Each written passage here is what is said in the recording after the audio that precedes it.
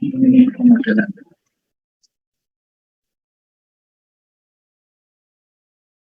Ini 11.45 ya, nanti kita akan berhenti di 11.45. Nanti kita masuk jam 11.50.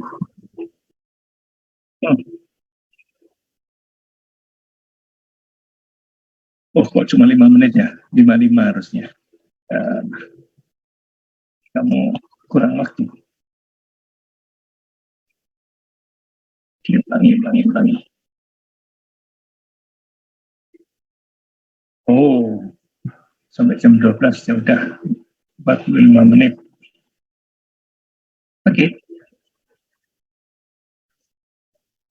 Oke, kita mulai kuliah kita ya. Kita akan lihat silabus dulu, Di silabus kita sekarang ada di minggu ke-7 ya kita ya. Ini kita ada di sini nih tanggal 04 sampai tanggal 10. Sekarang tanggal 7.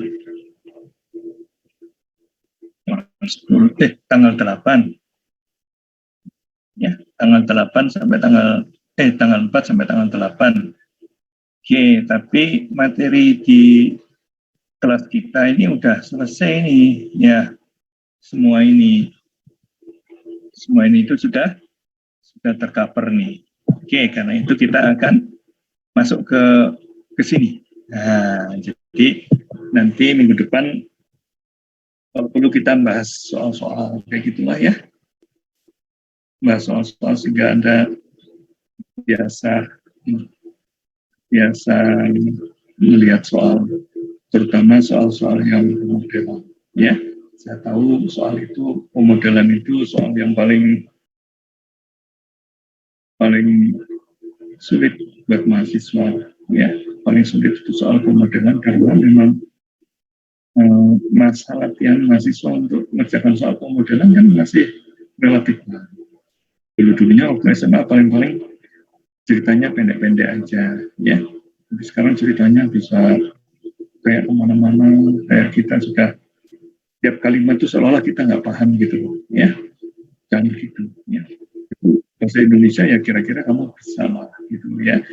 Pertama-tama harus tanamkan bahwa ini bahasa Indonesia, maka ada kesempatan saya itu bisa paham. Jadi jangan gentar dulu. Kalau udah gentar dulu, ini soal bakalan nggak bakalan bisa saya pahami ya, itu sudah memponis diri sendiri seperti itu ya, memang soal itu jadi sulit ya. Tapi kalau soal dianggap sebagai soal gitu aja ya, nilai aja soal ya soal. Nah, kalau bisa kalimat pertama saya paham, baca kalimat berikutnya gitu aja prinsipnya ya. Jadi jangan tergesa-gesa kayak baca novel ya. Jangan tergesa-gesa, satu kalimat ngerti kira-kira ya. Ya kalau nggak ngerti mungkin itu akan dijelaskan di kalimat berikutnya gitu loh ya. Baca aja dulu pelan-pelan ya. Kalau ada kalimat kayak gitu, nanti semua hal yang diketahui yang terkait dengan matematik akan muncul satu persatu ya. Itulah dia pemodelan matematik itu, seperti itu soalnya ya. Gini aja lah, coba kamu bayangkan kalau ada dosen mau ngasih soal pemodelan, tentu dia akan merekonstruksi perjalanan soalnya itu ya. Awalnya dia harus bilang apa dan untuk apa itu ya. Jadi nggak mungkin ada soal matematik tiba-tiba di musim pandemi ini banyak orang yang sakit, tapi soal ujiannya nggak ada urusannya dengan pandemi ya, nggak gitulah. Ya, nggak pasti nyambung lah antara satu kalimat dengan kalimat yang lain. Jadi kalau urusan dengan pemodelan matematik, ini nggak ada cara lain selain rajin melakukannya, ya. Selain rajin melakukannya. Jadi kayak sengaja cari-cari soal yang pemodelan, ya. Nanti itu akan membawa rasa percaya diri yang tinggi, ya. Jadi di minggu depan itu ada pemodelan matematik dan teorema nilai rata-rata untuk turunan. Oke, kita akan pelajari mungkin nilai rata-rata dulu yang gampang ya. Nanti setelah itu kita akan bahas pemodelan matematik ya. Oke, kita mulai dengan teorema nilai rata-rata. Ini dia. Oh, ini kok pemodelan? Katanya teorema nilai rata-rata. Yang ini rupanya. Ini dia. Jadi teorema nilai rata-rata itu bilang kalau kamu punya fungsi, maka fungsimu itu terdefinisi di suatu domain. Nah, itu dia. Ya, biasakan ya. Kalau kamu membaca fungsi, cegat domainnya. Daerah mana dia berlaku, daerah mana tidak berlaku, kayak gitu. Jangan sampai seperti SMA itu kan hampir fungsi itu tanpa batas itu. Selalu batasnya adalah bilangan real. Dari min hingga sampai tak hingga, seolah-olah begitu. Padahal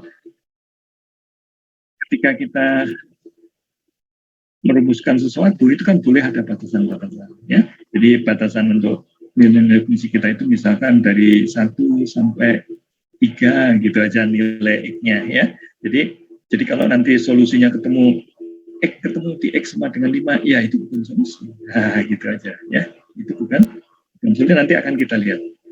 Di mana solusinya seolah-olah ketemunya di luar domainnya. Ya, kita tinggal bilang itu tidak ada di domain yang kita bicarakan, jadi itu bukan solusi. Seperti itu.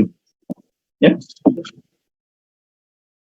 Oke, jadi pertama kali melihat fungsi itu selalu disiplinkan untuk perhatian terhadap domainnya.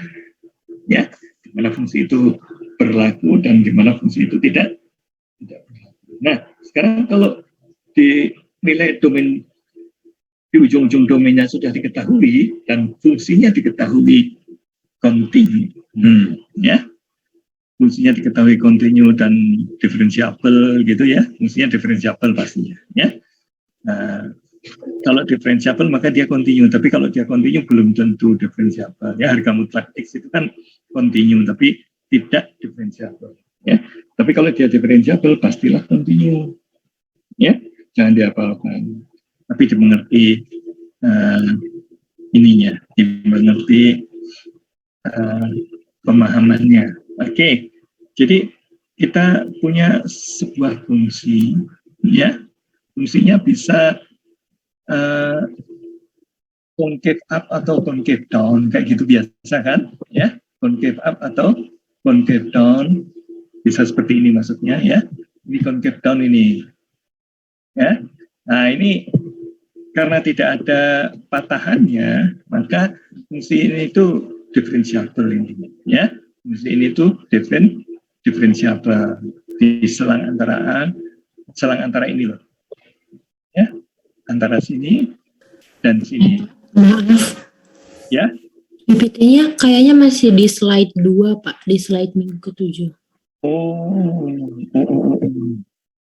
dari tadi kamu nggak perhatian ke sana. Oh iya ya. Oke, sekarang sudah ya dalam nilai rata-rata. Sudah, Pak. Terima kasih, Pak. Ya, terima kasih. Ya, lain kali kalau saya sudah ngomong macam-macam, sudah mulai kelihatan pakai gambar berarti, dan kamu nggak ngeliat gambarnya berarti slide-nya beda. Ya, tadi share screen file tertentu. Sekarang share screen untuk layar. Ya, jadi yang di share layarnya sehingga apa yang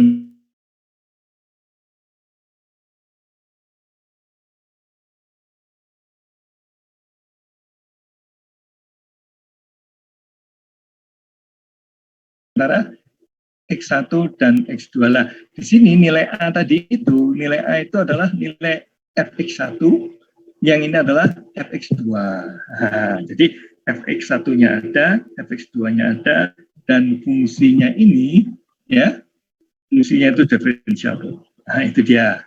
Karena nilai rata-rata kira-kira akan seperti itu. Demikian pula ini. Ya, fungsinya tidak harus concave down saja, tapi bisa concave up, concave down, bolak-balik kayak gitu, ya. Jadi ini ada concave down, kemudian sampai sini ada inflection point, concave up, ya.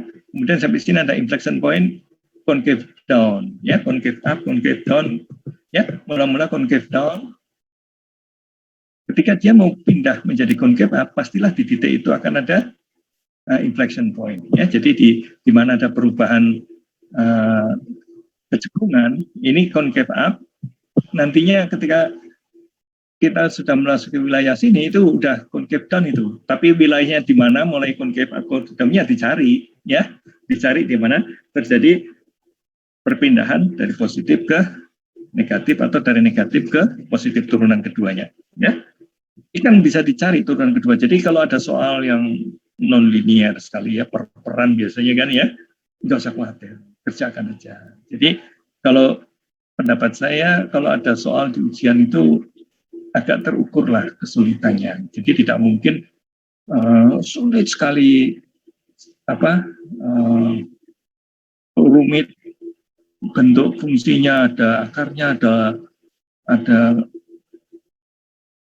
sumbernya, ada nanti dipangkatkan lagi untuk apa bikin fungsi rumit-rumit kayak gitu. Yang penting kan kita ingin melihat mahasiswa itu paham ya, gitu kan? Ya, jadi saya nggak terlalu fancy dengan fungsi yang terlalu rumit kayak gitu, ya.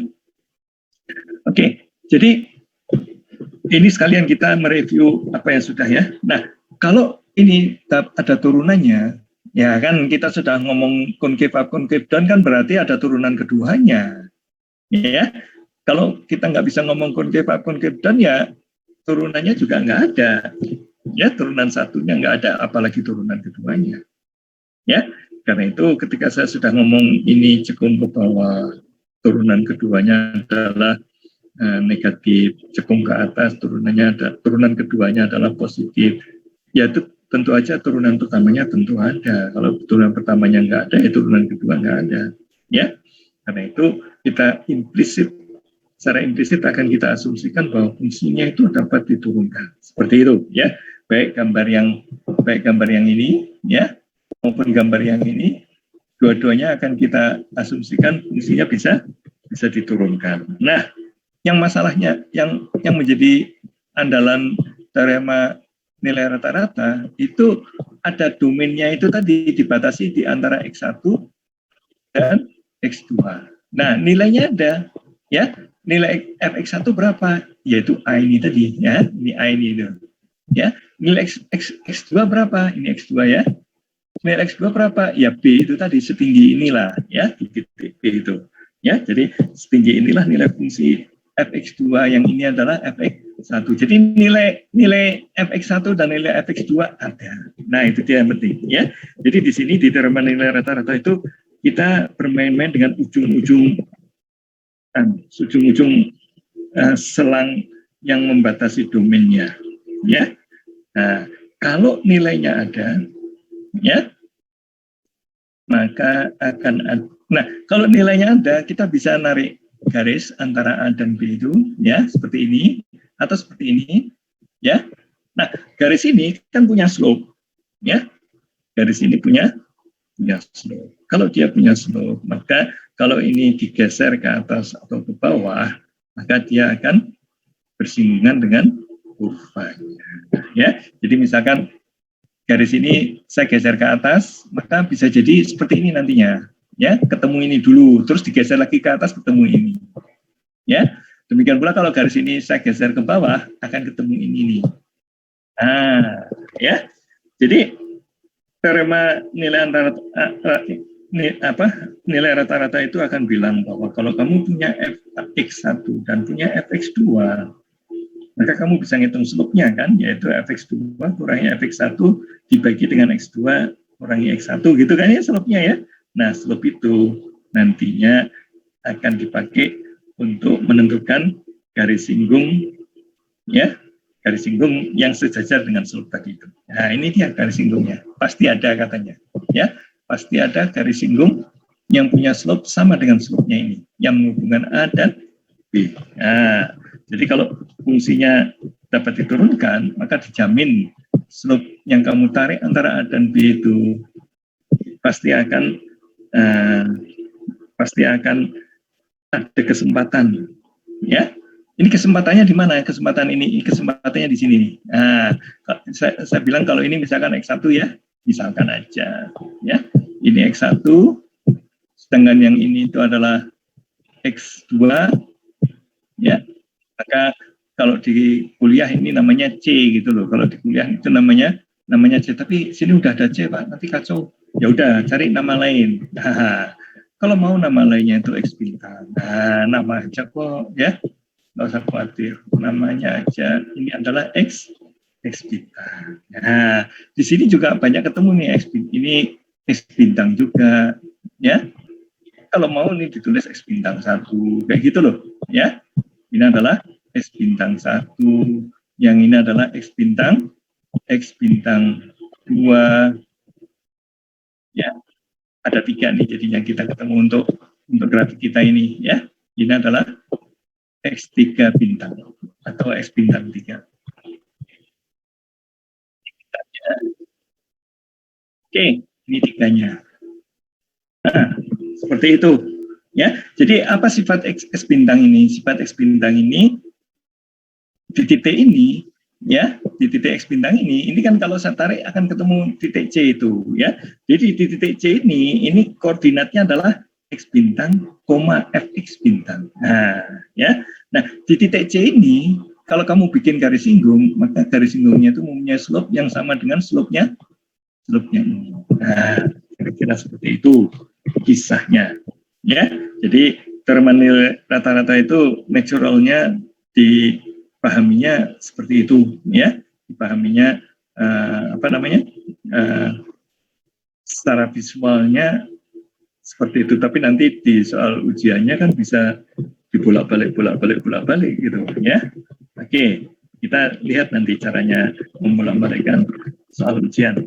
Oke, sekarang ini dia, ya. Jadi soalnya diketahui, ya. Soalnya diketahui F itu continue pada, nah ini dia domainnya, selalu begitu ya. Kalau ada fungsi dan dapat diturunkan pada selang bukanya. Ya tentulah. Kenapa selang buka? Karena di titik A dan B ini kan di ujung-ujungnya kan nggak ada limit kiri, limit kanannya kan. Yang ada limit kanannya aja kalau itu A. Kalau yang B yang ada limit kirinya aja. Karena yang sebelah kanannya B kan nggak masuk definisi. Ya, sebelah kanannya B tidak masuk definisi, sebelah kirinya A juga tidak masuk definisi. Yang ada cuma limit kanan untuk A dan limit kiri untuk B, karena hanya bisa datangi dari sebelah kiri kan kalau untuk titik B, karena didatangi dari kanan nggak bisa, ya. Demikian pula untuk titik A itu hanya bisa didatangi dari kanan, karena itu tidak bisa dijamin limitnya itu dari kiri dan kanan akan sama, karena nggak ada caranya kita menengok dari kiri kalau titik A, dan demikian pula nggak ada caranya kita menengok dari kanan kalau titik B, ya. Tapi kalau A dan B-nya tidak diikutkan, ya, jadi yang dekat-dekat dengan A, yang dekat-dekat dengan A kan masih ada sebelah kirinya, ya, yang dekat-dekat dengan A masih ada sebelah kirinya, yang dekat-dekat dengan A kalau misalkan ini ya, ini itu A, dan ini itu B, maka yang dimaksud dengan selang buka itu kan berarti A-nya nggak ikut. Nah, diginikan kan, ini yang nggak ikut. Jadi yang boleh mana ini yang ya titik inilah misalkan yang dekat-dekat dengan A ini. A ini kan dekat sekali dengan A. Nah, yang dekat sekali dengan A kan bisa saya datangi dari kiri, ya. Bisa saya datangi dari kiri dan bisa saya datangi dari kanan. Yang dekat-dekat dengan B juga. Ini misalkan yang dekat dengan B itu titik ini. Maka saya bisa mendatangi titik itu dari kanan, bisa saya datangi dari kiri untuk menghitung limitnya. Itulah makanya titik A dan B nggak boleh, tapi yang dekat-dekat dengan A dan dekat-dekat dengan B boleh, ya. Yang jauh juga boleh. Ini jauh nih, ya Pak. Kalau dekat sekali kan gambarnya susah Pak. Ya perbesar pakai elektron, mikroskop elektron gitu kan ya. Nanti gambarnya panjang lagi, ya kayak gitulah ya. Gambarnya bisa diperbesar. Jadi gambar yang kecil ini kalau dikasih kaca pembesar itu jadinya ini kayak gitu loh, ya. Sehingga kamu setiap saat bisa punya sesuatu yang dekat dengan A, kayak gitulah ya. Jadi jangan khawatir kalau soal teknis tanganmu tidak bisa melakukan, imajinasimu masih bisa jalan. Oke, nah di sini itu yang diinginkan adalah selain dia continue, dia juga differentiable. Ya, kalau continue memang di sini, ya. Continue itu kan ada istilah continue dari sisi kanan dan continue dari sisi kiri gitu kan ya. Ada istilah seperti itu, sehingga ketika kita lagi membahas A, maka ini kita bahasnya continue dari sisi kanan. Sedangkan kalau kita bahas B, kita bahasnya continue dari sisi kiri. Nah, continue dari sisi kanannya itu harus sama dengan FA. Continue dari sisi kirinya harus sama dengan FB. Kayak gitu loh, ya. Ininya apa namanya?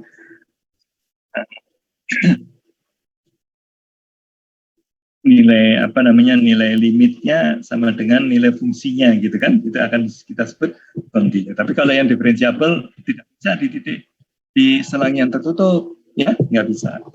Kalau itu harus selang terbuka. Oke. Nah, maka dibilang maka there is at least one number C in A, B demikian rupa sehingga seperti ini. Nah, ini kan slope antara titik A dan B tadi itu. Ya, slope-nya ini yang akan sama dengan slope yang menyinggung titik